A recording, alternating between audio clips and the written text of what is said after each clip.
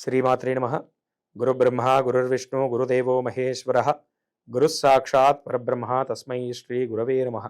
సదానంద సమారంభాం మదనానందదీపితం శ్రీకృష్ణమాధవోపేతం గురుమండలమాశ్రయే. ఆదిత్యాయ చ సోమాయ మంగళాయ బుధాయ చ గురు శుక్ర శనిభ్యశ్చ రాహవే కేతవే నమో నమః.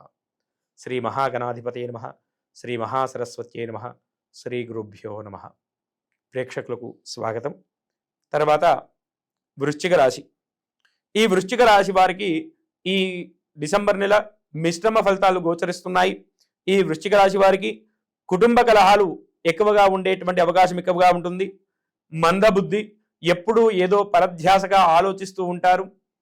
మందబుద్ధి వలన చేసేటువంటి పనులన్నీ కూడా వాయిదా వేసుకోవడం అనేది జరుగుతుంది.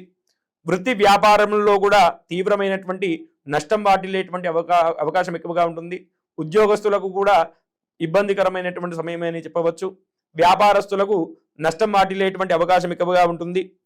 ఇష్టమైనటువంటి వస్తువులను అమ్ముకోవడం, ఎందుకంటే ధనంలో అపారమైనటువంటి నష్టం ఏర్పడడం ద్వారా మనకి ఇష్టమైనటువంటి వస్తువులను అమ్ముకోవడం. అదేవిధంగా మనస్సులో ఏదో తెలియని భయము అనేది వెంటాడుతుంది. ఏ పని చేయాలన్నా కూడా ఆ భయము ద్వారా ఆ పనిని చేయడం మానివేసి ఏదో రకమైనటువంటి విచారముతో ఆలోచన చేస్తూ ఉంటారు. మంచి చేయబోతే చెడు జరుగుతుంది. అదేవిధంగా ప్రతి చిన్న విషయంలో ఎక్కువగా ఆవేశపడిపోయి ఆవేశముతో అనరాని మాటలు అనేటువంటి అవకాశం ఎక్కువగా ఉంటుంది. తీవ్రమైనటువంటి అప్పులు చేయడం అనేది అవకాశం ఎక్కువగా ఉంది.